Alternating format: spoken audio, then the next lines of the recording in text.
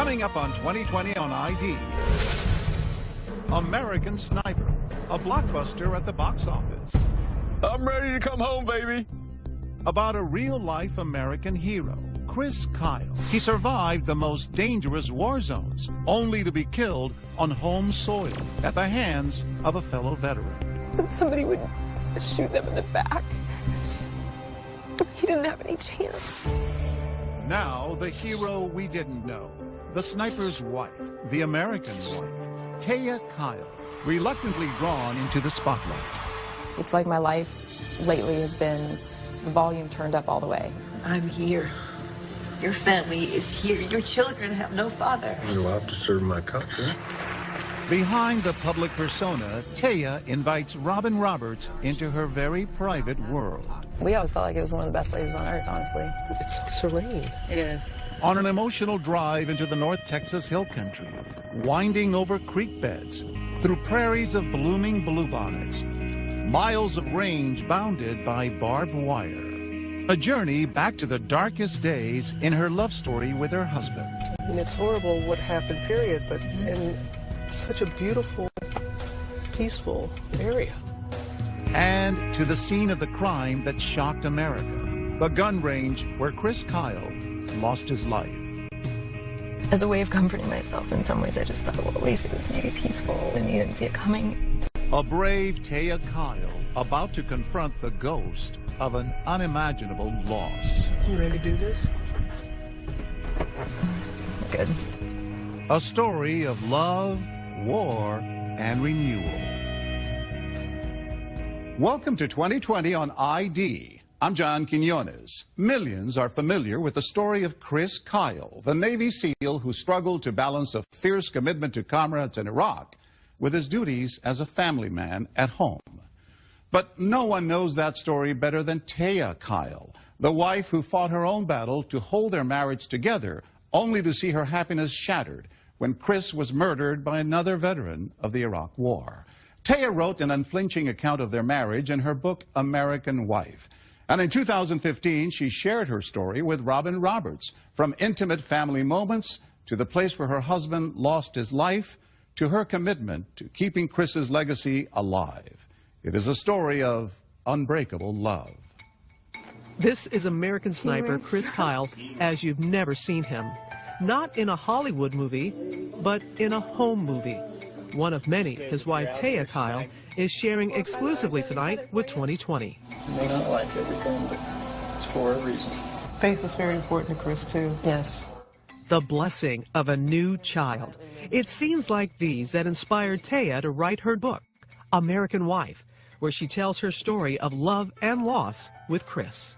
There was so much more to him. It was my chance to share some of that side, too, because I think he's earned it. For Taya, Chris was her unlikely soulmate, her cowboy in shining armor. He just had this softness and this tenderness. I continue to look back and be in awe of how he managed it all so well, honestly. When you open the book, 4 words jump out: love, war, faith, renewal. Why those 4 words? Love certainly is always a key thing for me. It always has been. It probably always will be. And I mean, it brought the greatest pain in our marriage, but it also brought greater strength. It's been a lifelong journey, but definitely it was more clear in my time with Chris how I had to rely on my faith. And then, you know, renewal is it's a constant process, you know. 4 words, 4 powerful forces shaping their lives from the earliest years. Born in Texas, Chris drifts from job to job as a ranch hand and professional rodeo competitor. He finally finds purpose in the Navy SEALs. During the grueling training program, he befriends fellow Navy SEAL Marcus Luttrell, famous in his own right as the subject of the film Lone Survivor. Mikey and Danny really did. People die all the time in our training, not talking about combat, just talking about training and blood and sweat every day. Chris not only survives, he thrives, showing immense talent as a sharpshooter, earning his SEAL Trident. He's stationed in Southern California, where, as the movie shows, he meets Taya. She's working as a pharmaceutical sales rep, and as she says in her book, depressed after a series of bad relationships and an unsure future, praying for a man with a good heart. You know, I wanted to be really independent, even though I knew I kind of needed somebody. Her prayers would be answered during a night out at a bar of all places. Hello. Nice to meet you. What's your name? Taya. The chance meeting between Taya and Chris started off on a pretty rocky note, as seen in the film American Sniper. Okay, how true was that first meeting? So true. I mean, I drank a little too much, and he held my hair back while I, you know, let it all back out. But great first impression. Yeah, Taya. right? I know. It's such a gentle, tender exchange. And I feel like that was so incredibly true with Chris, and that was what was so intriguing. So yeah, and it was funny. So, not exactly love at first sight, or was it? We're in a bar, you know, and he was so genuine and had a depth to him in this really hot body with a cute face. When he told you what it was that he does for a living, I believe you said you didn't want to marry a SEAL. Right. Where are you going? Well, I was just going to go home because you said you wouldn't date a SEAL, so. Said I'd never marry one. My faith is different now because I think God has a plan. You can really try hard to think you know what's going to happen, but I don't think any of us do. And no, it wasn't my plan, but I'm so glad I did. So when did you know in your heart that he was the one? It was just little by little. He was so nice, really. I mean, just so nice and supportive. He made me feel like he was excited to talk to me, to see me, and it was just this simple, fun, deep person. On March 16th, 2002, Chris and Taya wed on a sunny California day, exchanging inscribed wedding bands. Taya wrote on Chris's ring, "My life, my love," and he wrote, "All of me," on her ring. But from day one, Chris is torn between love for his country and love for his family. They have to cut their honeymoon short because Chris is called up for duty. Marcus Luttrell's wife, Melanie, is a dear family friend. And they loved each other passionately. I think there was a lot of sometimes ups and downs through different events, but they're going to stay strong together afterwards. The struggle between family and military service would continue to test their marriage. But when he is home, Chris is committed to their growing family. A son who Chris immediately nicknamed Bubba. Give me a hug. And a daughter nicknamed Angel. That commitment, undeniable.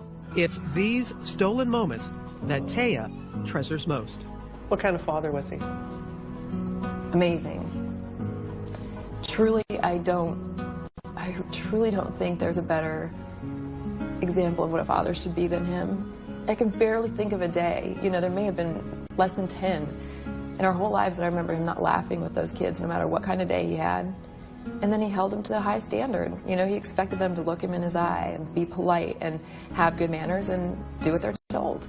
And then he cuddled them. You know, he was always available for hugs and, you know, big hugs and a lot of love. Here's a perfect day shot by Taya. Chris roughhousing Navy SEAL style with Bubba, who can't get enough. And a game they called Poke the Bear, which inspired the filmmakers. Let the beast ride like that.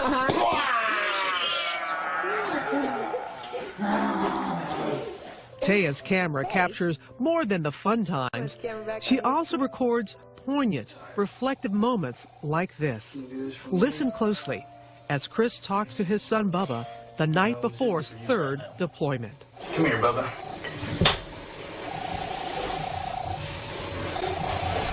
We'll read 2 more and then you can go to bed. It's just so later. When I'm gone, you can look at the tape.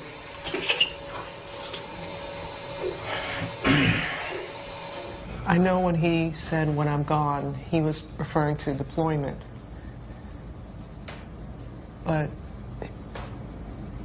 he is gone, and this can be played. What are your emotions and your children when you see this? I know that there was a part of him that also was referring to being gone for good. And that was always a possibility. When it came down to would he be okay with dying on the battlefield? Absolutely. But I think in the moments where you're holding your kid and thinking about not being there with them, that's when the pain, comes in. And there was plenty of pain for Chris and for Taya. When we come back, trouble in the marriage. I remember crying to him and saying, I don't want to tell you this because what if this is the last time that we talk? I don't want to tell you this because I don't want you to worry about it. And what the home movies would reveal about a family in crisis. What's this year going to bring for you? Sickness, misery, bankruptcy. Stay with us.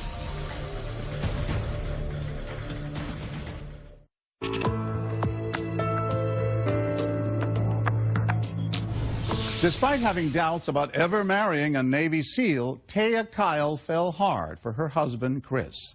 Still, as they built their life together, the couple would find the war Chris was fighting half a world away had devastating repercussions much closer to home. Once again, here's Robin Roberts. Another day of this massive invasion of Iraq. In the fog of war, a sniper must make split-second life and death decisions. Who is friend and who is foe? There's the eye in the sky, the hand of God. I mean, that kind of deal. Watch our backs. He did it well. Took pride in the job. Loved his brothers. But as we saw in American Sniper, playing judge, jury, and executioner weighs heavy on the heart, even for the man they called the legend. Yeah, she's got a grenade. She's got an RKG rushing hand to the kid. You prepare for war to fight other men. But, when you look at his experience, women and children, women putting their children in harm's way, I can't imagine having to deal with that and see that. I mean, it's painful just to think about. But then there are those, especially when the movie came out, there was some criticism in saying, is that truly being a sniper? Is that truly being a hero? How did you handle that? There are a number of things that I learned from Chris's life, and I remember one of them when he was going off to deployment and there were protesters on the side of the street. And I kind of looked at him and said, are you okay? And he said, that's why we fight. Give them the right to say their piece. And I thought, wow, that's pretty big, to say that. So, yeah, there were critics, and that's okay. They have a right to criticize it, and they have a right to examine it. To keep hold of his humanity, Chris keeps in touch with his wife. Taya says he never lost his softer side.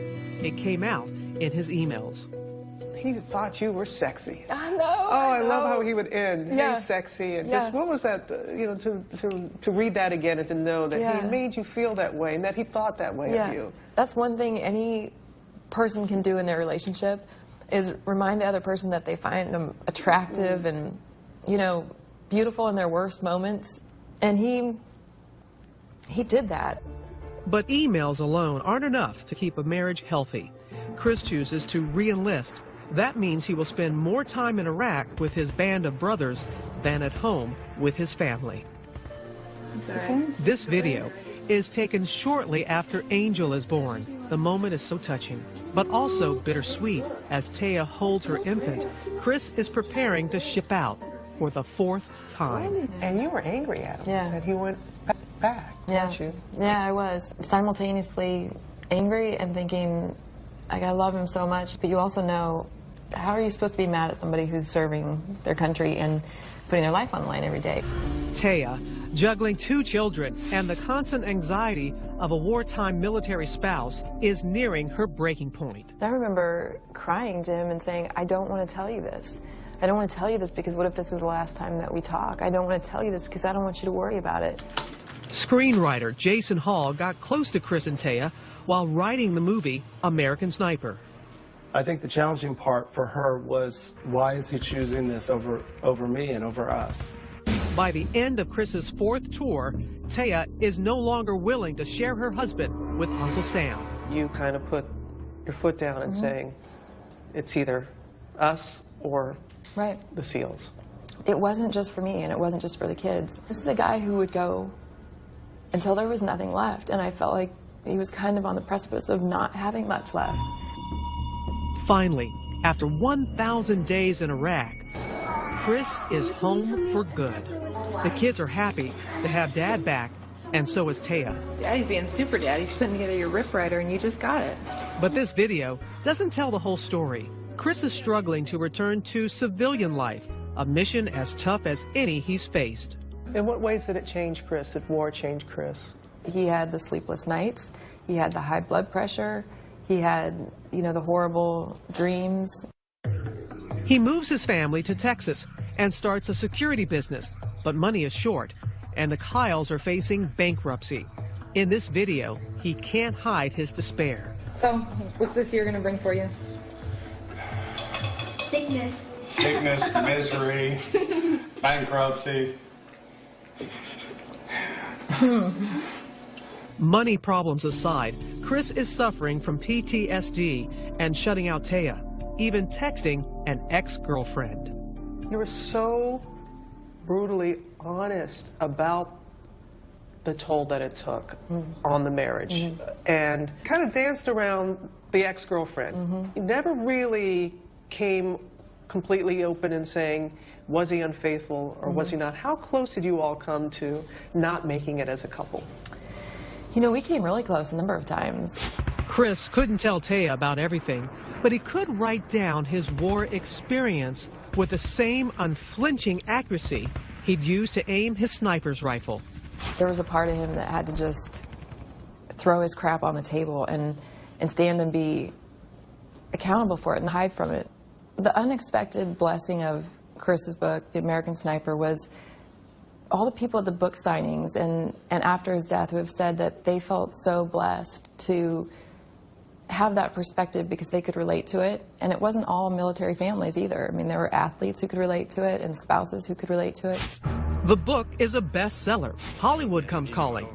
Clint Eastwood signs on to direct Bradley Cooper in the movie version. Cooper knows it's not going to be easy to fill Chris Kyle's size 14 boots. Everything you could possibly want a job to be, something that scares the hell out of you, something that brings you to a different place, but in the end, changed my life, quite frankly. Bradley got to know Chris so well that he improvised by putting the teddy bear on his shoulders. How about kids? You want kids?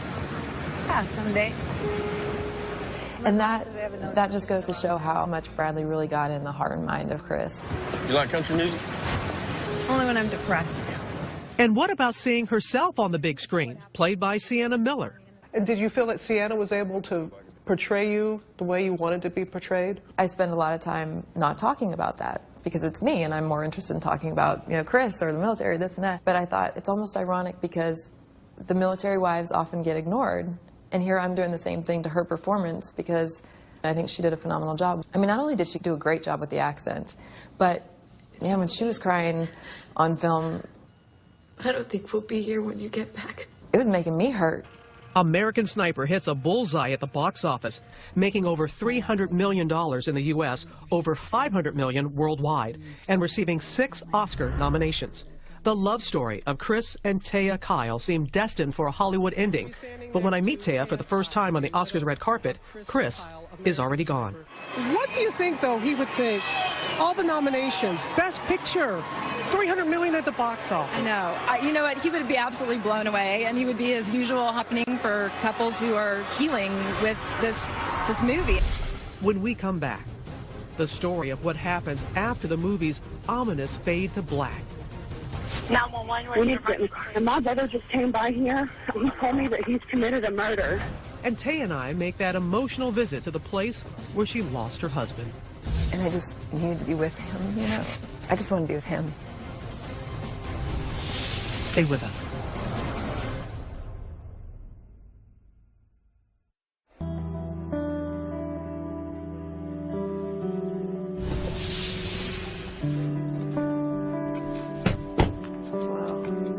The moment has arrived.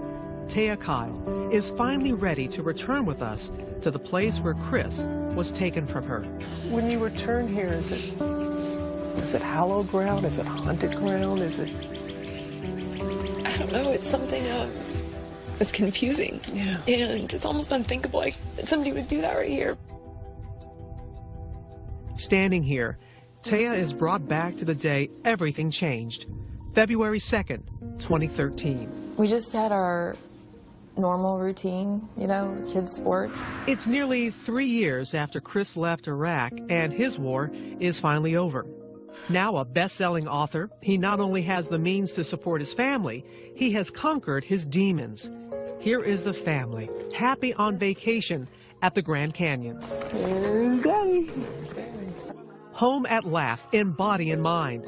He has even begun helping fellow vets adjust to civilian life, bringing them to shooting ranges like this to relax and open up. You can still make a difference in this nation by the things that you do in your day-to-day life. One life that needed saving, Eddie Ray Ralph, a Marine who served in Iraq and in Haiti after the deadly earthquakes. When he got home, his life spun out of control. Violent episodes, even threats of suicide. Ralph's mother reached out to Chris for help. And even though Chris had never met Ralph, he agrees. Chris was going to go do something charitable and kind and something he really didn't have time for. He's one of those guys that made time. That brisk February morning, Chris asked his best friend, Chad Littlefield, to come with him and Ralph here to the Rough Creek Lodge gun range, a hunting resort about 2 hours southwest of Dallas. But when Chris and Chad pick up Ralph in Chris's big black truck around 1 in the afternoon, Ralph is wary and the feeling is mutual. The strange man in the back seat set off alarm bells for Chad and Chris. While driving, Chris texts Chad, "This dude is straight up nuts." Chad responds, "He's right behind me, watch my 6. Military slang for watch my back. Still, when they arrive at the range, Chris goes ahead with the day's plan. Chris was definitely in the front, and Chad was behind. And I know that he had just shot some Old West kind of replica guns, and both of them were empty. Ralph waits until Chris has fired all his shots downrange and guns down Chad. Then, before Chris knows what's happening, Ralph shoots him 6 times, all in the back. I know that Chad and Chris both had their sidearms holstered and on safety. The shooter, I think, was over there, and he definitely had some loaded weapons that he turned on him quickly, if not simultaneously. Mm-hmm. I don't think they've ever been able to pinpoint exactly. If he had 2 guns, it could have been. I know they didn't. Neither one of them saw it coming. The man who survived 1,000 days of war and made it home has been killed by a fellow veteran. Dying's one thing. Everybody dies, but you shot him in the back, man. You're a coward. Ralph takes Chris's gun and his truck and heads to his sister's house, telling her he just killed 2 men. The second he leaves, she calls 911. 911, yes, ma'am. My brother just came by here. He told me that he's committed a murder. Taya hears the news from Mark Tribley, a family friend on the local police force. I immediately left the police station, went to his house. Taya immediately knew something was wrong, and I told her that it was confirmed that Chris had been murdered. I just looked at him. I remember looking in his eyes so intently and just saying, like, "Are you sure?" Because I've had these scares before where I thought he was dead and he wasn't. And he said yes. I just remember thinking, there's no way you're wrong. Like, there has to be. He was a survivor and a fighter, and, you know, and honestly, I didn't know how many times he'd been shot or that somebody would shoot them in the back. He didn't have any chance, and I think that was part of it, is he was so capable. And he'd been in so many close calls that it didn't seem real. For so long, she had to worry when Chris was overseas. But once he came home, that put him in the clear. She didn't ever have to worry about that again. She thought she was going to have him for the rest of her life. And then all of a sudden, on a normal Saturday, she gets a knock at the door, and that immediately changed her life. When they came to the funeral home, I just said I need to see him, like, the minute he gets in. And I know they wanted to clean him up and all that stuff, and I just couldn't have been more emphatic. And on the way there, one thing that I remember asking the guy who went with me, a friend of ours, I just asked him, I said, "Are his hands okay?"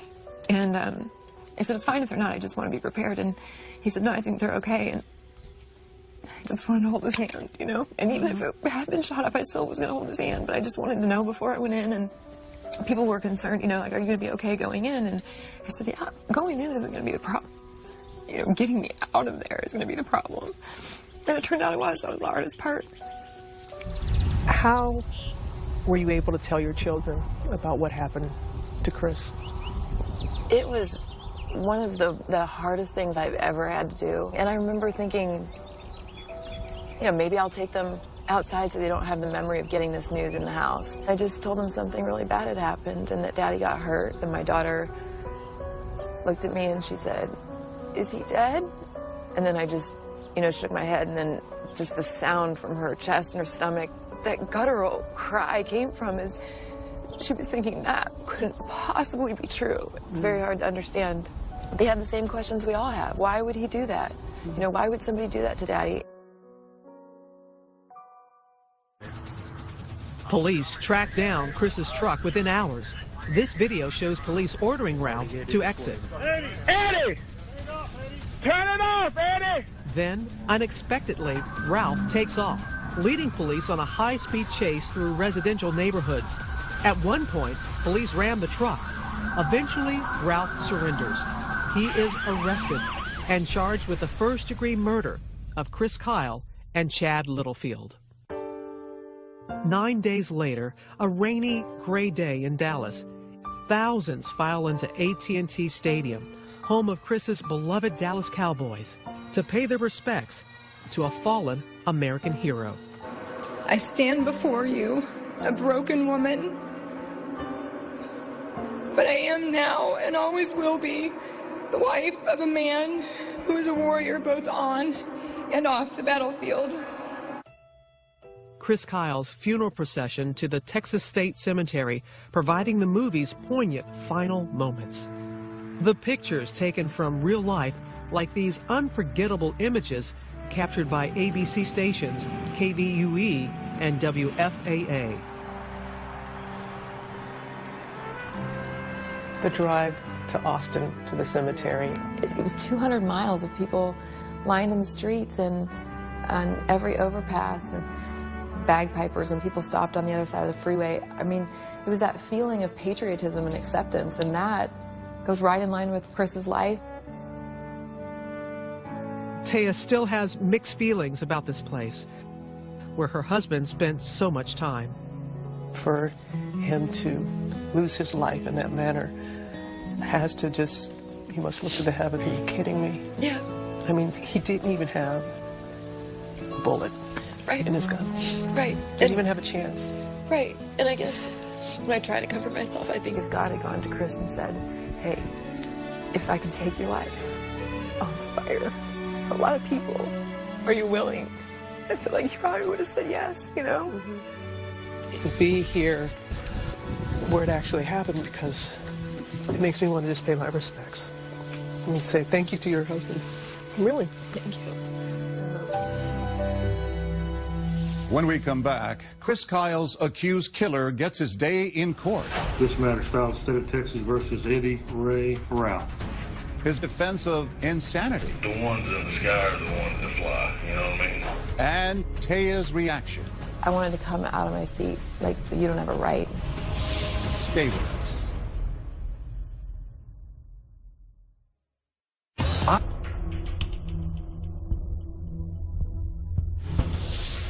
In the dusty West Texas town of Stephenville, cowboy capital of the world, all rise. Taya Kyle comes to bear witness as the man who killed her husband is brought to justice. This matter filed State of Texas versus Eddie Ray Ralph. 2 years later, Ralph looks very different. He's heavier and neatly dressed. What was it like being in that courtroom with him? You know, some of the pictures when it was autopsy type pictures and he'd be staring at them, I wanted to come out of my seat, like, don't you dare look at them in that vulnerable state. You don't have a right. It's a challenge for Taya just to be here. The 2 years since Chris was taken from her have been the darkest of her life. And I know, Taya, you tried to remain as strong as you could, but you went down a deep hole, depression in some ways. And you beautifully wrote that were it not for the children, you'd want to be where Chris was. Did you contemplate suicide? No. No, you know, I have a lot of compassion for people who feel that way, but I also know without a doubt that the people left behind are never the same. They're never okay. A phrase kept running through her mind. I don't understand. I think everybody goes through things in their life where they're like, this does not make any sense, or I don't understand why this is happening, but that's part of the journey to faith, I think, is to say it's okay not to understand all of the reasons why, but to see how you can be better for it and what you can take away from it, how you can help others, because we all have something. Well, that's faith. Faith is not seeing, not knowing. Right. That's why it's called faith. Yes, yes. All right, Mr. Nash, you may call your first witness. The state calls Taya Kyle. Taya will need every ounce of her faith to get through this trial. Who were you married to prior to February the 2nd, 2013? Chris Kyle. She introduces the American sniper few knew, the good son, the family man, celebrating their last Easter. I was outside our house on Easter morning. Chris hiding Easter eggs for the kids.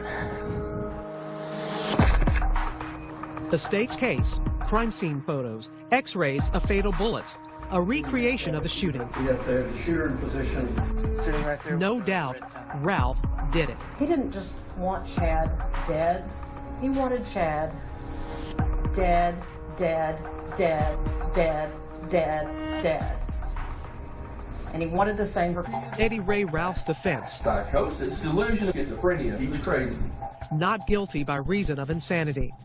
In and out of mental hospitals 4 times in the 18 months before the killings, diagnosed with psychosis and PTSD, even though he never saw combat.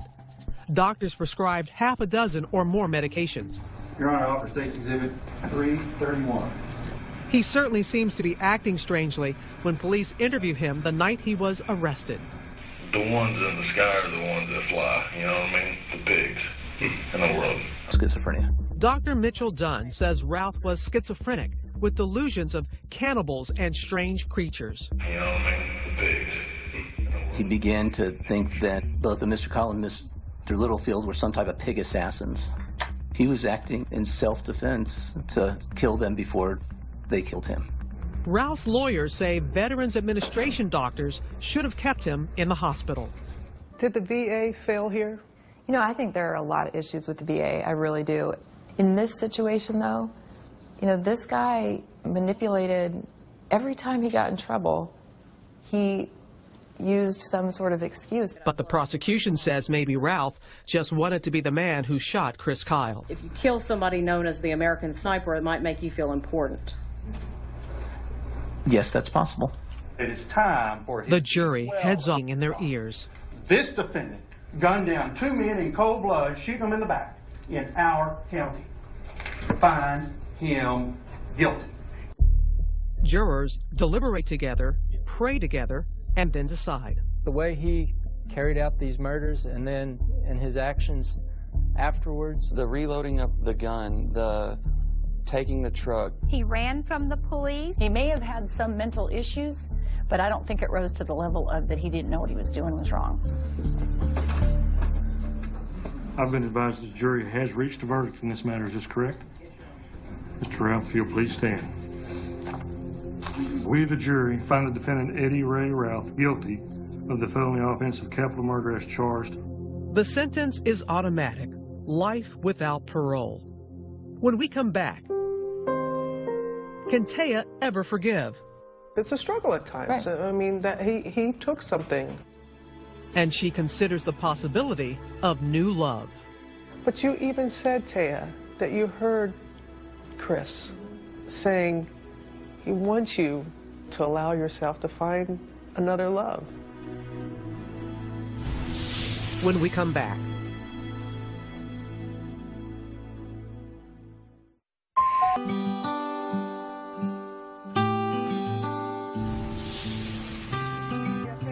This is your home. You're very private about it, and rightfully so. It is springtime in Texas, and Taya Kyle invites us to her new home.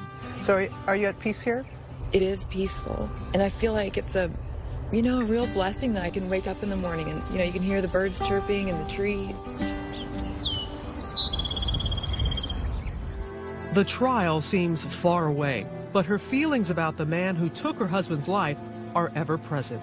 I had a friend tell me, you know, showed in the Bible that there are stories where he forgives the person immediately, but there's still a consequence for their actions, and sometimes it's long term. And I needed to hear that because I was thinking forgiveness meant it's okay. No, forgiveness, and that's the thing. When you don't forgive, you're hurting yourself, giving that person that you're letting them off the hook. Right. No, you're not. Right. Taya may still struggle with forgiveness, but the hate is behind her. That's why God tells us not to hate, because the moments where I had just disdain, disgust, like any focus on that person, it hurt me. In this new season, time for a new purpose. Taya is committed to keeping her husband's legacy alive. Welcome to Lubbock, Texas. We travel with her to Lubbock, Texas, where she speaks with kids at Trinity Christian School. Hi, how are you? I'm Taya. Nice to meet you. Hi, what's your name? Ezra. After taking care of unlaced sneakers, she takes questions. What do your kids say when they hear their father is a hero? I think that they know that all of our service members are heroes, and they also know that sometimes just having a mom and a dad who love you, that's really just as important, maybe even a bigger reason to call somebody a hero. There's Q&A with some high school kids, taking time for pictures with anyone who asked. Taya meets 2 young men who will soon be serving the country. Yeah. John Beck is headed to West Point. Oh, wow. I feel like crying. I don't know why it's emotional, but I wish the best for you guys, and I'll be praying for you. Just don't lose yourself. Don't be afraid to talk about it if it gets hard, you know? 1,500 people come to see her for a fundraiser that night. There's no speech. She just tells her story. In my darkest hour, the littlest things made the difference. It was the people who didn't have the words, but just showed up to hold my hand or give me a hug. They auction off a rifle, an autographed copy of Taya's new book, and a hunting dog. 14-week-old female black lab. You know what her name is? Sniper. And I've got a couple of guys that know they're alive because of this. Thank you for telling me that. They raise $100,000 for the Chris Kyle Frog Foundation. The money will go to help take care of veterans and... Let's talk about the foundation. One of the key things, and it's important to me, is that it's for first responder families as well as veterans, because he cared about them, and they're fighting the battles on the home front, but their marriages are taking a toll, and they start strong. These are strong people that are willing to take on that kind of lifestyle, and they could use our help. Back home, Taya takes me to see a special place on the property, the stable. It's kind of fitting with everything we've read about Chris. He was a cowboy. Right. Cowboys have horses. Right. His spirit is something that it's important to me to keep that alive for the kids. And, you know, they've been robbed, but I'm going to do my part to try to help them know their dad through different experiences. And horses might be one of them, you know? Look at you, looking good. Did you ever think you'd marry a cowboy? No, but it was exciting. I never probably thought a cowboy would want me, but... Before we say goodbye, Taya and I find time to go riding. And I'll tell you right now, neither one of us is getting on any wild horses the way Chris Kyle once did. What is it that you like about riding? Well, I love the fact that the animals have that. I feel like there's sort of a spiritual sense to them, and I like the peace of it. I just think they're magnificent animals, you know? And there's no place like the back of a horse to give you a fresh perspective on what's around the bend. Which brings us to a story Taya tells those high school students about her son. He said something to me about dating. I said, no, I'm not interested.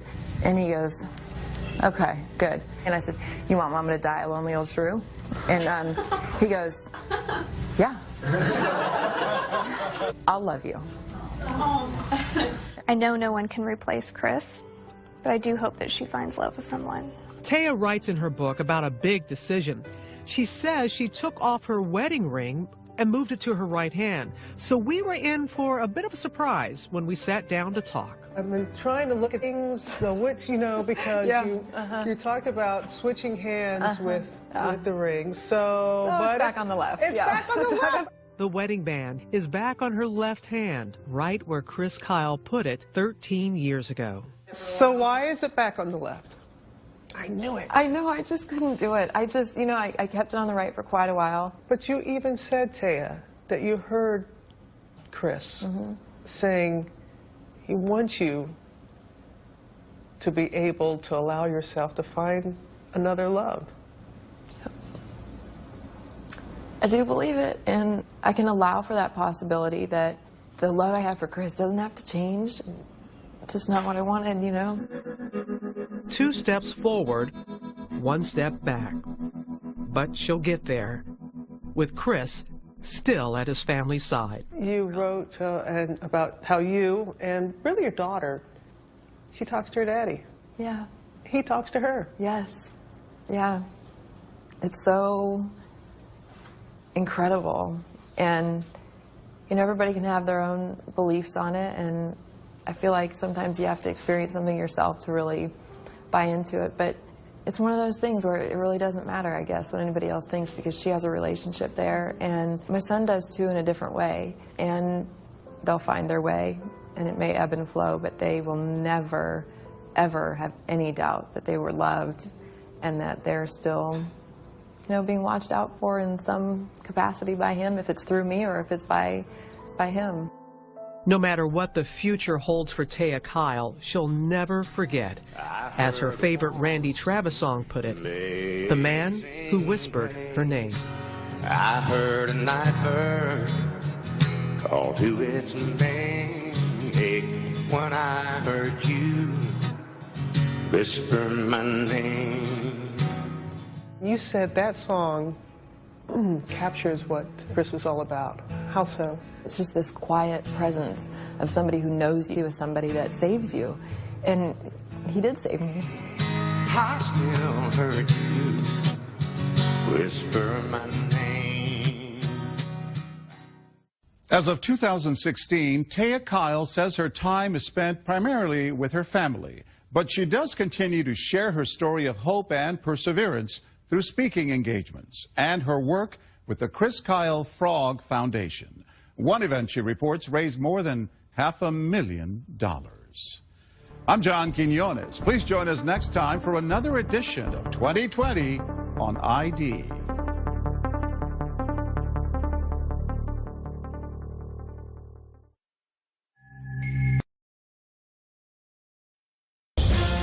Coming up on 2020 on ID.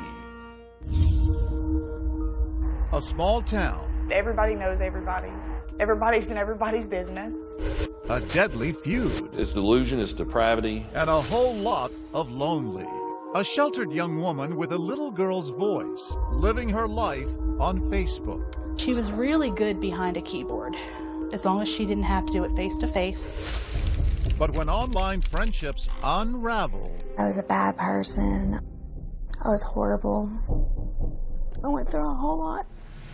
She was always saying that somebody was mad at her, somebody hated her, somebody wanted to kill her. Everyone takes sides. I remember I wrote, "Please do not write on Janelle's Facebook.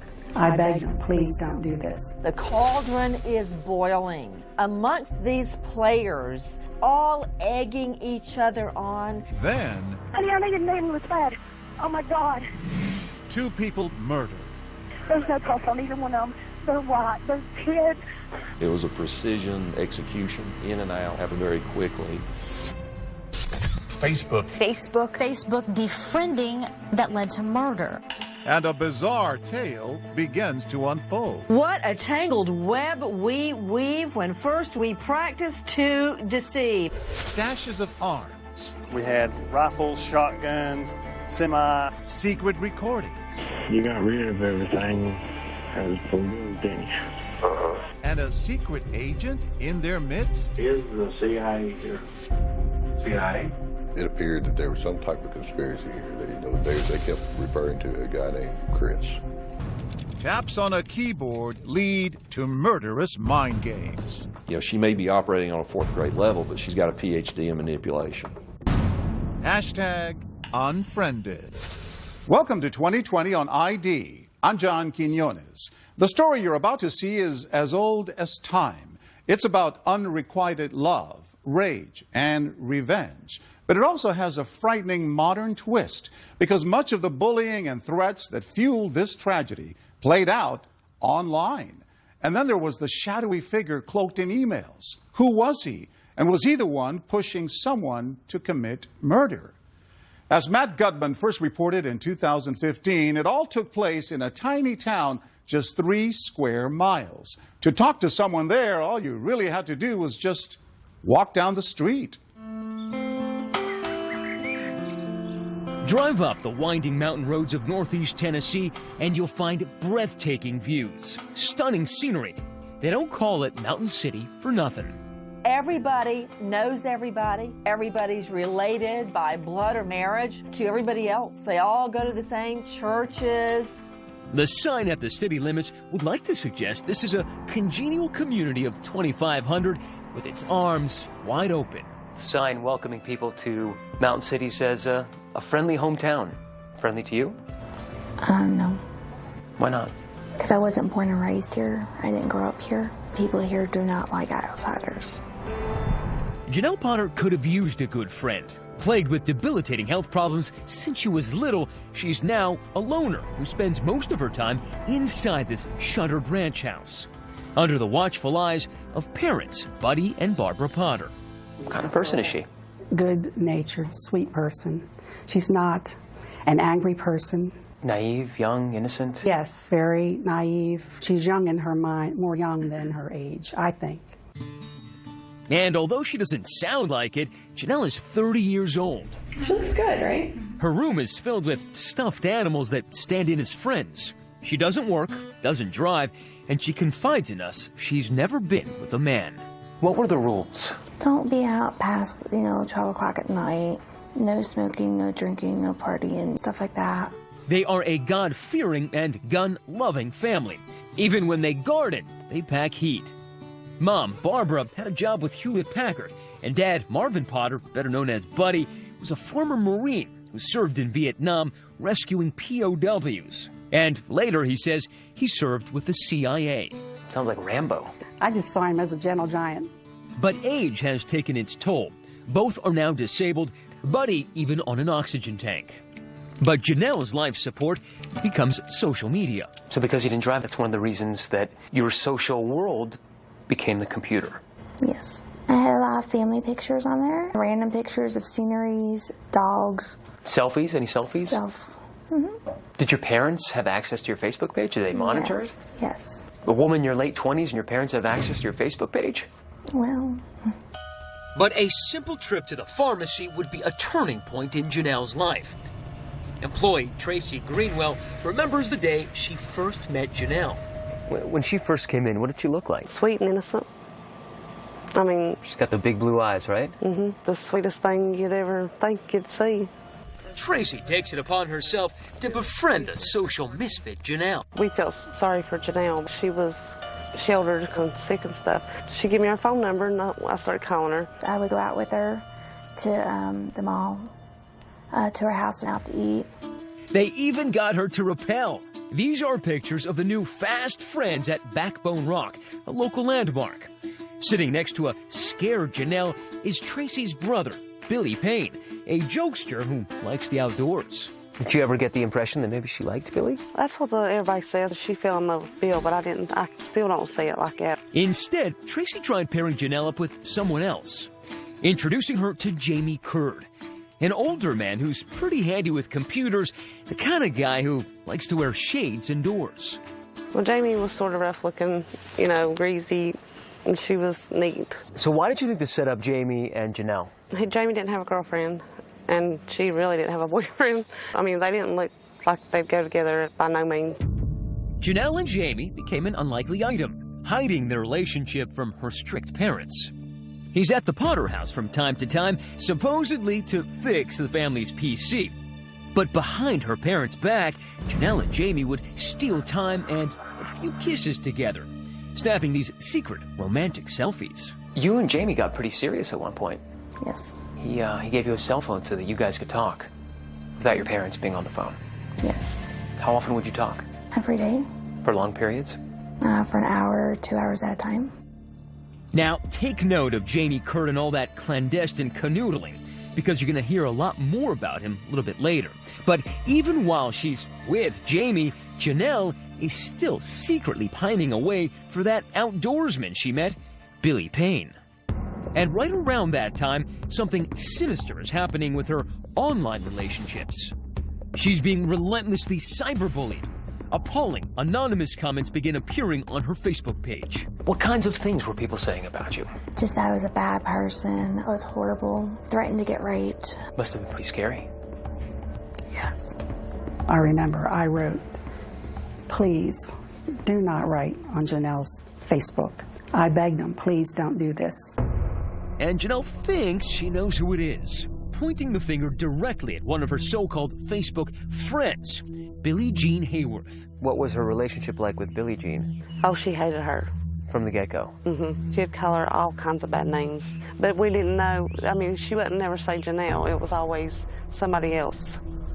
Meaning Janelle was posing as somebody else, talking Bad smack about about. Yeah. And then when they would confront her, she'd be like, I didn't do that or whatever. There might be another reason these two don't get along. Billie Jean is engaged to, guess who? The object of Janelle's obsession, Billy Payne. Lindsay Thomas is Billie Jean's best friend. She was very laid back. She liked to have a good time, always laughing, always had a smile on her face, just really easygoing. And she and Billy had something to be especially happy about, a 7-month-old baby boy. Oh, he was her world. Just this glow she had about her when he came into the world was just unbelievable. Friends say Janelle was so jealous of Billy and Billie Jean's relationship that she started spewing some online venom of her own. She talked about how bad they partied and they were on drugs and, you know, just all kinds of lies. I mean, it just got worse and worse and worse. Did anybody believe it? No. And then Janelle's posts turned vicious. That she wished that Bill and Billie Jean and that damn baby would die. An all-out Hatfield and McCoy-like feud erupts on social media, pitting Janelle against Billy and Billie Jean. The cauldron is boiling amongst these players, all egging each other on. She was always saying that somebody was mad at her, somebody hated her, somebody wanted to kill her. She was paranoid about it, I thought. But so far, it's all just virtual violence. But then it escalated. I was calling the police a lot. They're trying to set me up, but I don't like this because I'm very sick. They were wanting to blow up my dad's truck, throwing rocks at the house. These are police photographs of a rock that landed in the Potter front yard. Written on it were 2 names, Billy Payne and Billie Jean. And across the side, quote, "I'm your huckleberry." Now, at one point, did they unfriend you on Facebook? I think we did it to each other. I unfriended them, they unfriended me. Who unfriended who first? I did Bill first, and I think Billy did me. And I unfriended her. But unfriending would only be the beginning. There's no problem. They're white. They're kids. There's a baby involved. When we come back, the young couple's house becomes a crime scene. My impression after, the first week was it looked like a hit. Like a contract hit. Right. Suspects in custody.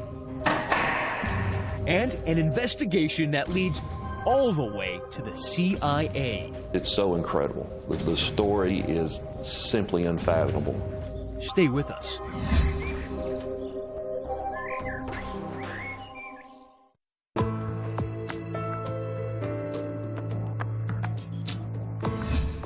"30-year-old Janelle Potter has spent much of her life inside her room. Her world revolved around online social media. But an all-out feud with 2 friends has turned all their lives upside down. Now, this situation is about to take a very dark turn. Once again, Matt Gutman. Johnson County 911. I need an ambulance bad. At approximately 10:30 a.m. on a blustery January morning, a call comes into the Johnson County, Tennessee 911 dispatchers. There's a baby involved. He don't look right. The caller is a friend of Billy Payne and Billie Jean Hayworth. She's dropped by the young couple's home to find the back door open, and inside, something much worse. Their infant son covered in blood, eerily silent but unharmed. He's in one room, she's in the other, right at the playpen. It kind of looks like she's trying to get to her baby. The baby's father, Billy Payne, and Billie Jean, his mom, the young couple who had been feuding with Janelle, have been shot. You can tell by looking down their faces. They're swelled. They're black and blue. They've been beat. Okay, do you want to attempt to do CPR? They're both dead. It's too late. This murder, these murders have literally torn apart the sleepy little town of Mountain City, Tennessee. No. Special Agent Scott Lott with the Tennessee Bureau of Investigation takes 2020 inside the crime scene. And this is the bedroom where Billy was found. Single shot. Single shot in the face. Billy Payne's throat had also been slashed as he lay in bed. Down the hall in the nursery, Billie Jean had been cradling their baby in her arms when she died. That's how they find her, still holding her 7-month child. So it didn't take much time to get from that room to this room to shoot. No. And this is 5 feet. I think it takes a cold-blooded person to shoot somebody holding a baby. Miraculously, the 7-month-old survived without a scratch. Investigators begin to examine all the possibilities. Of course, you know, the first thought is that you have to rule out, is it a murder-suicide? Is it a domestic situation? The second one, is it drug deal or something like that gone bad or something? Were you able to glean very much forensic evidence from this scene? It is a very clean scene as far as physical evidence goes. So no prints, no shell casings, no DNA left behind? Not that we found, no, sir. Would that lead you to believe that whoever did this killing had some training? It looked like a hit. Like a contract hit? Right. But who in the so-called friendly hometown of Mountain City, Tennessee, would put a hit on a young couple who just worked at the local cotton mill? Word spreads fast in small towns like this one. And the day after the murders, Chief Deputy Joe Woodard goes to the Potters' home to talk to Janelle and her parents, Barbara and Buddy. We went to the residence and just more or less conducted an interview with them in the very beginning. Why did you decide to go to them? Because we knew that they had trouble with them. Trouble, like that social media catfight between Janelle and the two victims. Got lost with a Tennessee girl. Oh, okay, nice to meet you. Yeah, absolutely. The Potters don't know it, but the detectives are secretly recording their interview. What we're doing right now is investigating the double homicide. Very serious matter. From the start, Janelle's dad is defensive. Everybody always points fingers at us for something. Oh, no, there ain't nobody pointing a finger. Do you know of anybody that would hurt them, want to hurt them? No, actually, I don't. I feel bad about the situation because I didn't want no harm on them. Initially sympathetic, Janelle soon lets it fly about the bad blood between her and her former Facebook friends. They've been harassing me in my driveway, on our property. And then yesterday morning when I got on Facebook is when I found out. And, I mean, I'm sorry it happened, but, I mean, that's all I could tell you is they have been harassing the living crap out of me. Why would they be harassing you? It came out to be a jealousy thing. They said I was too pretty. But then the cops want to talk about somebody else. Remember Jamie Curd, Janelle's secret sweetheart? Police know he'd had a falling out with the victims and took Janelle's side in the feud. What's Jamie to you? He's just a friend. We've been friends for years. He's friend of our family. Yeah. He's friend to all of us, to me. Seems as if Janelle is still covering up her romantic relationship with Jamie from her overprotective parents. Jamie kind of like your boyfriend? No. No, he's just a really good friend. Does he want to be your boyfriend? Not that I know of. But detectives are still suspicious Jamie and Janelle are a lot closer than she's letting on, and wonder what he might know about the murders. Have a seat there, Jamie. So they haul Jamie Curd downtown and ask him to take a polygraph. You can tell he's nervous. We confront him with the results of the polygraph. And the results? Curd fails miserably. The polygraph indicates that he lied about knowing the identity of the killer. Now investigators think they've got their man. I think you went in there. I won't take care of this situation. I won't take care of people messing with Janelle. People ain't gonna mess with my girl no more. She's not my girl. You may say that out loud, but you know in your heart the difference. But hours go by and Jamie Curd still denies that he's involved in the murders. Were you the only person there when they were killed? I wasn't there. Then, out of the blue, it's Jamie asking them a question. A bizarre one which has the investigators dumbfounded. Is the CIA here? CIA? No. No. Jamie, in that interview, had said something to the effect of, is the CIA here? Of course, that was a very strange question to me. Can I ask the question? Yeah. Why did you ask about the CIA? Because he says he works for him. It's going to be a major breakthrough in the case. Jamie tells detectives that he'd been texting with a mysterious man named Chris, who told him he was in the CIA, who says his job was to protect Janelle from her enemies. It said that he was going by Billy. But why in the world would a CIA agent be involved in this tiny town's deadly internet feud? There's 2,500 people there. There's a guardian angel CIA agent.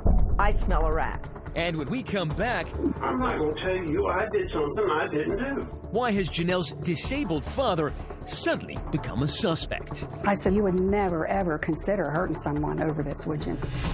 Next.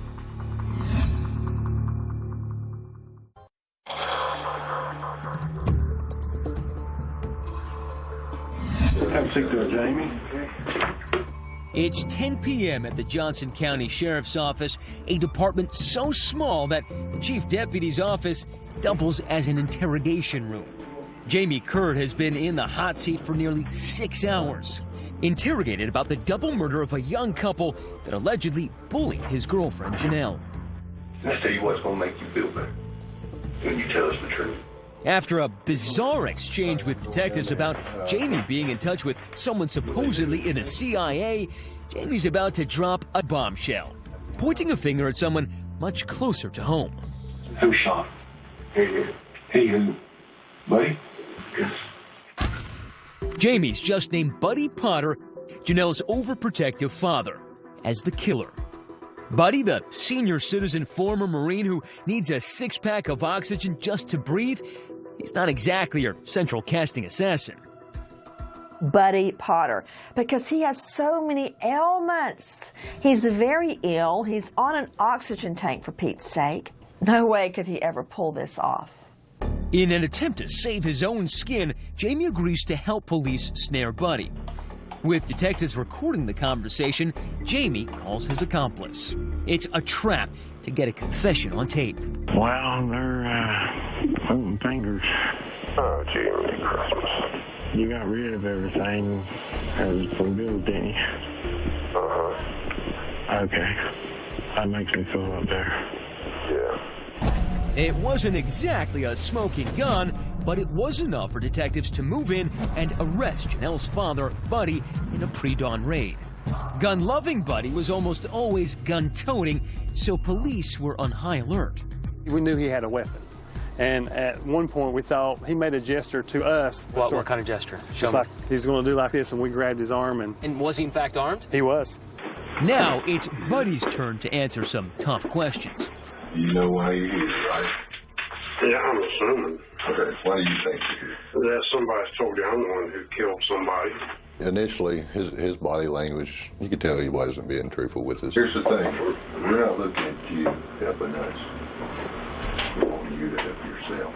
I'm not going to tell you I did something I didn't do. He denied everything. We pressed him and pressed him and pressed him. Are you a cold-hearted killer? Protector of your family. Which one are you? I'm protector of my family to start with, but I did not do this.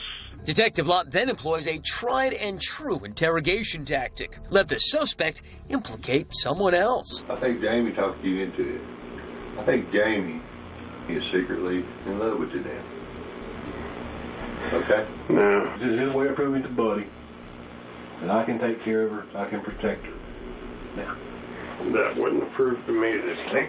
I don't say that. But Buddy's not taking the bait, and Agent Lott is getting nowhere fast, so changes his strategy, switching from inquisitor to sympathizer. I believe you are sick and tired of the most precious person in your life being attacked and harassed constantly. I know that. Okay? Ever since all this crap started, I've had my life threatened. My wife has been threatened. They've threatened to take Janelle, cut her head off.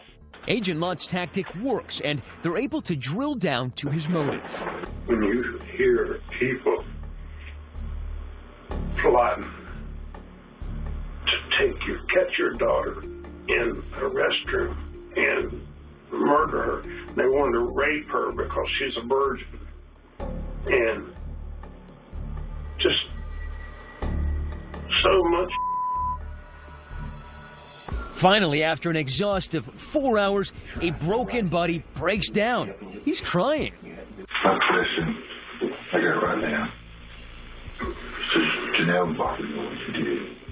No. Agent Lott senses that Buddy is right on the verge of a confession, so he uses another ploy, and they hit pay dirt when they get him to call his wife, Barbara.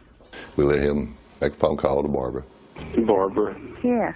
Before you find out from somebody else, I want you to know I was involved in it, and I did it. What? Some of it. And he told Barbara, I did it. And that's as close to a confession as we got from him. Buddy's wife, Barbara, seems eager to provide him with an alibi. Your husband confessed to it. Yeah, but there's questions about that. So why would he admit to it? Why would he confess? When they took him, they took no oxygen. They took no medication.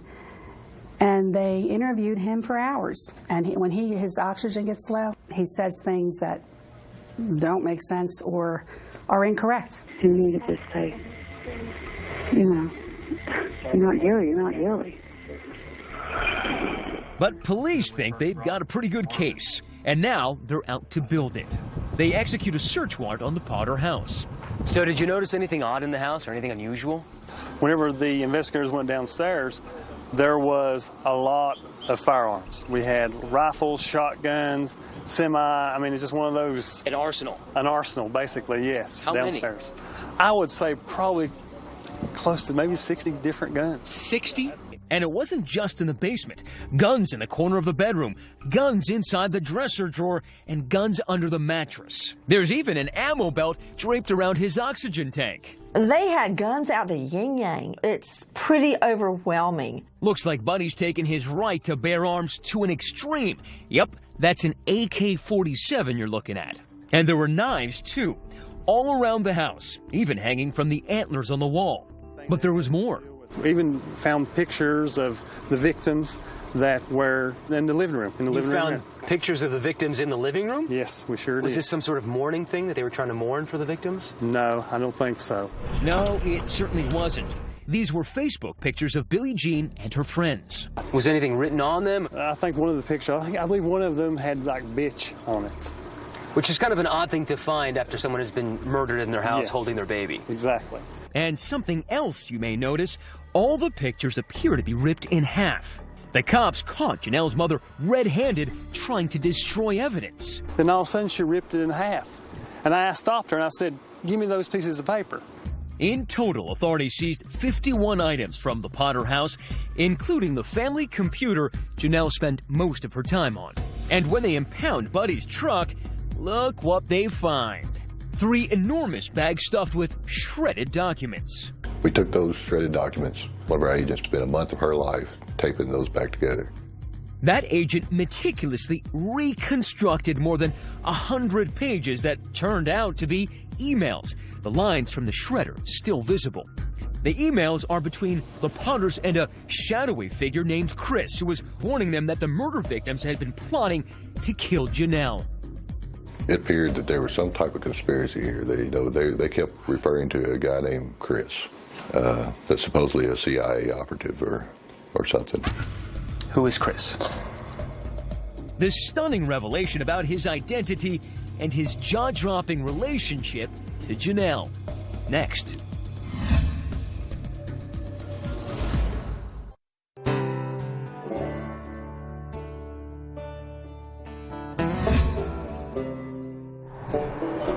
In any other Middle American crime yarn, the cops would have called it a day.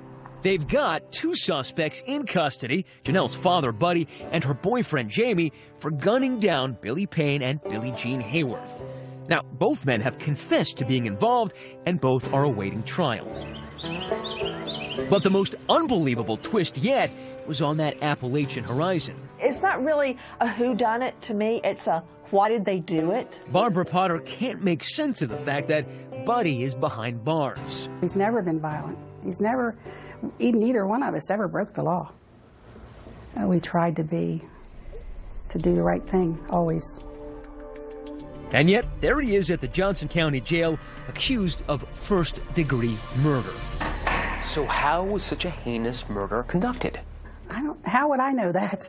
Remember, a search of the Potter's home reveals an arsenal of weapons and bags of shredded emails. At least 100 pages got taped back together. And in those emails, conversations between Barbara Potter and a man named Chris, who says he worked for the CIA, warning Barbara about threats to her daughter's life. Chris was doing some surveillance and intelligence work, right? He said he was. Who is Chris? I have no idea who this Chris person is. What was his job? He was a CIA agent. What kind of stuff did he do? He said he was down here to protect me, protect my parents. But why would a CIA agent descend on such a sleepy small town? Could it have something to do with Buddy's service in Vietnam? Barbara says that part of her husband's past is top secret. Is he allowed to talk about what he did? No. Never. Was he ever in the CIA or attached to the CIA? He said he was. Chris told Barbara, Janelle's mom, he was watching their every move and was monitoring all that venom the victims were allegedly spreading on social media. He was watching these people, he said, that were harassing her on the computer and calling her. In Mountain City, Tennessee, there's 2,500 people there. There's a guardian angel CIA agent. No. Police are rolling their eyes too. And when they take a closer look at the computer they've seized from the house, a eureka moment. Those emails from Mr. CIA man Chris were all coming from an IP address that belonged to her daughter, Janelle. Every one of them pointed straight back to Hospital Road, Mountain City, which was Barbara and Janelle's home address. That leaves police to deduce only one thing. There is no Chris from the CIA. It was a creation, concocted by Janelle Potter to convince her parents she was in danger. She invented this character. Exactly. When she invented Chris, she could assume a different identity and be as hateful as she wanted to be. And prosecutor Dennis Brooks says the timing of Chris's appearance on the scene was no accident. The Chris emails start after Billie Jean Hayworth moves in with Bill Payne and gets pregnant. All this might seem far-fetched, but assuming a false identity online happens more often than you think. It's called catfishing, and there's even a whole TV show about it. How come you've been pretending to be someone else? So she's catfishing her mom from the same house, from the same computer. She bought it hook, line, and sinker. How is that possible? Buddy Potter, at some point in his military career, had some involvement with the CIA. I think his wife, Barbara, was enamored with that. And Janelle grew up in that environment. So I believe the more she fed that back to her parents, the more it just kept growing and growing. It's beyond absurd. In all catfish cases, at some point, the victim of the catfishing is guilty of some degree of being naive. But Janelle's mother, Barbara, is about to go from naive to nefarious. And in those email exchanges, it sure sounds like she wants Billy Payne and Billie Jean dead. In one email to Chris, Barbara writes, "We've had enough. No one wants to kill anyone, but we will." Barbara would take this information and show it to Buddy. Buddy, look what they're trying to do to Janelle. Look what they're trying to do. And finally, they just pushed him to his limit where he couldn't take it anymore. Janelle just catfished herself and her mom into police crosshairs. Now the cops want to know where they were the morning of the murders, focusing on the wee hours when Janelle is exchanging secret text messages with her beau, Jamie Curd, and it sure sounds to police like Janelle knows exactly what her father and her boyfriend are about to do. At 4:39 a.m., this message. "Yes, he's leaving now. I hear the car." Police believe she's talking about her father on the way to pick up Jamie. The final text a minute later. "I love you. Text me ASAP when you get back." and then all of a sudden the text messaging ends. And presumably around 5 in the morning, Buddy picks up Jamie and they drive over there. Over to the victim's house, where they savagely killed Billy Payne and Billie Jean. For prosecutor Dennis Brooks, it's all proof that these murders were a family affair. And one thing that was very telling about Janelle being involved in the preparation for the killing is the text messaging she does. Coming up, Janelle in jail, where our interview turned sour. Chris was you. No. You are Chris. I can't do this. I think we're done there. We're done. And will Barbara throw her own daughter under the bus to save her own bacon? I love her, but I'm not going to serve life for her. No. Stay with us.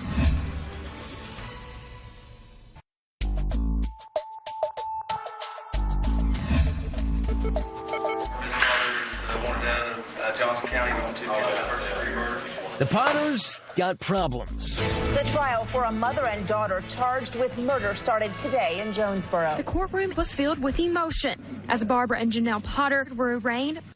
Prosecutors accused them of masterminding the murder of a young couple they had bickered with on Facebook. The family patriarch, Marvin Buddy Potter, confessed to killing Billy Payne and Billie Jean Hayworth and was found guilty at trial.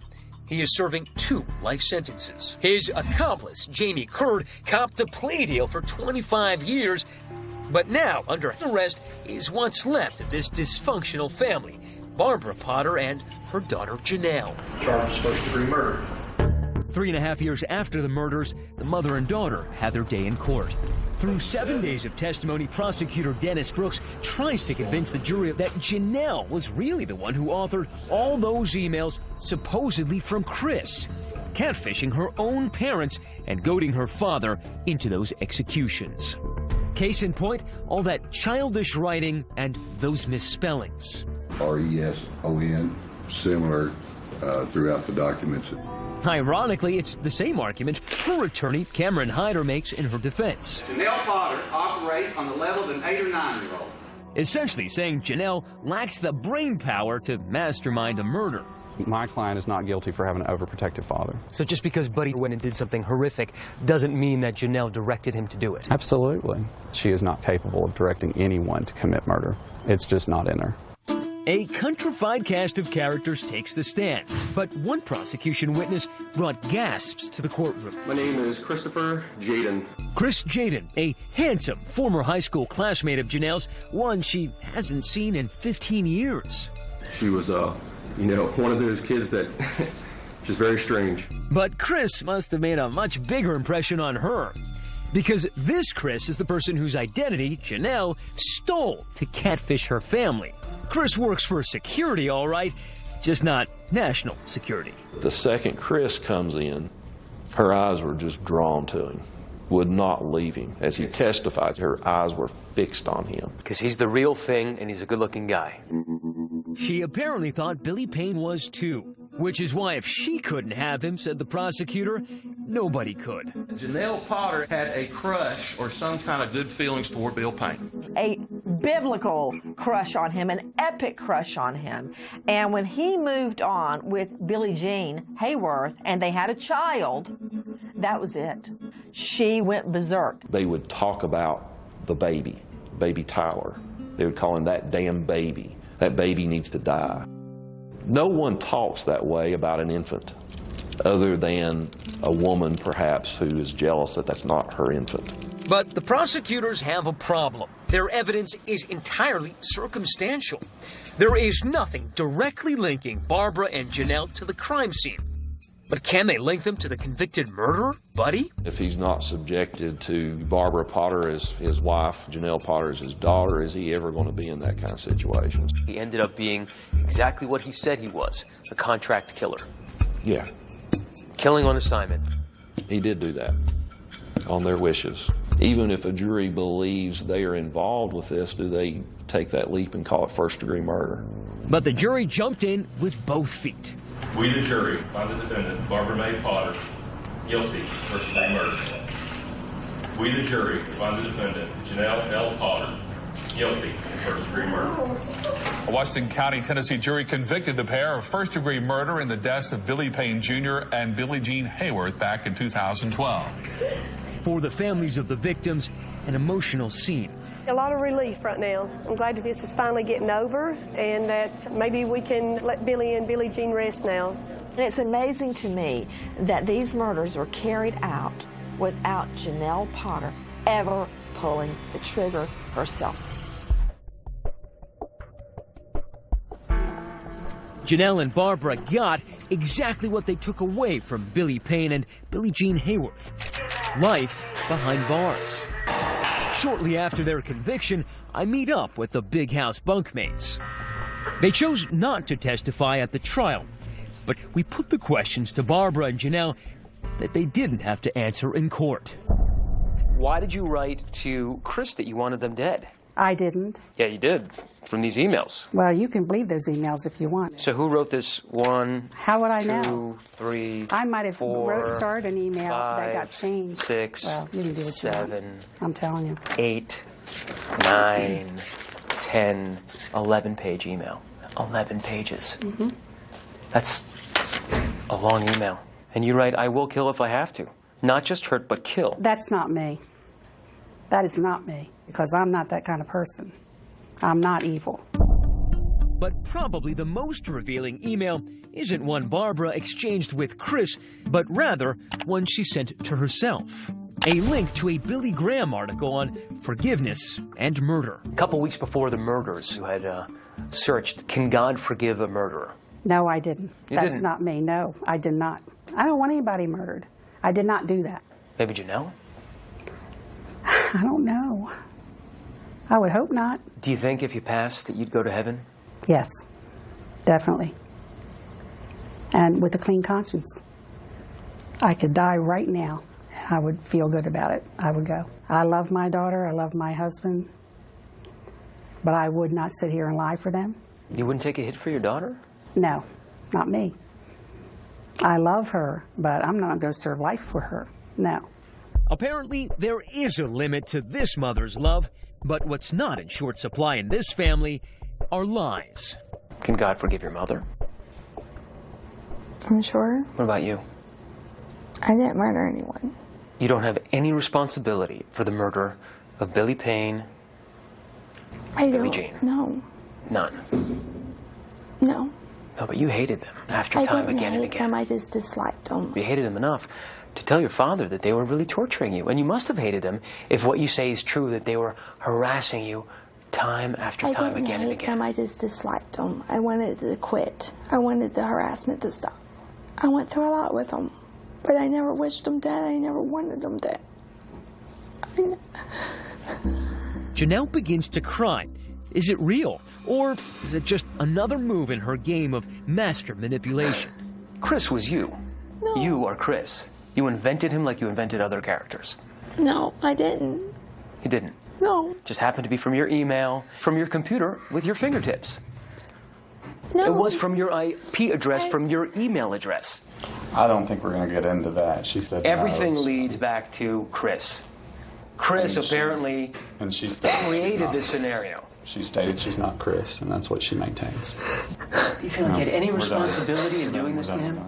Janelle Potter shuts down in tears and walks out of our interview and back to her cell.